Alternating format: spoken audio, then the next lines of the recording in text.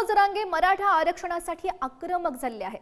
गोळ्या घातल्या तरीही थांबणार नाही। मराठा आरक्षणासाठी लढणारे मनोज जरांगे पाटील येत्या 29 ऑगस्ट रोजी मुंबईमध्ये आंदोलन करणार आहेत। गोळ्या घातल्या तरी थांबणार नाही असा इशारा सुद्धा त्यांनी दिलाय। सरकारलाच सणावळी राज्यात अशांतता पसरवायची आहे असा आरोप सुद्धा जरांगे पाटील यांनी केलाय। तुम्ही काल एका मुलानं आपल्या आत्महत्या केली, ते करू नका। देवेंद्र फडणवीस साहेबांना विशेष करून सांगतो की ते पोरं मारायचे आणखी। तुम्ही संयम मराठ्याचा ढळू देऊ नका। देवेंद्र फडणवीस साहेब तुम्हाला आणखी वेळ गेलेली नाही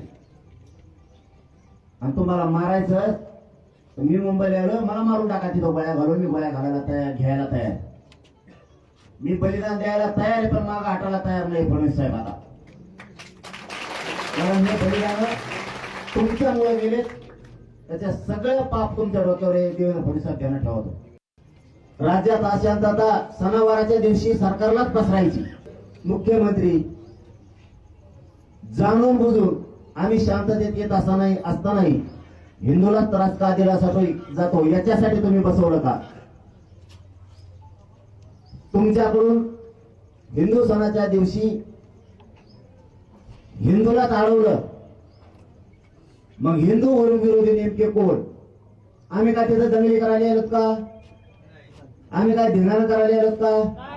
मग आम्हाला हिंदूला अडवण्याचा हट्ट का? तुम्ही सरकार म्हणून हिंदू विरोधी काम कशामुळे करता याचं सुद्धा उत्तर आता आम्हाला लागणार।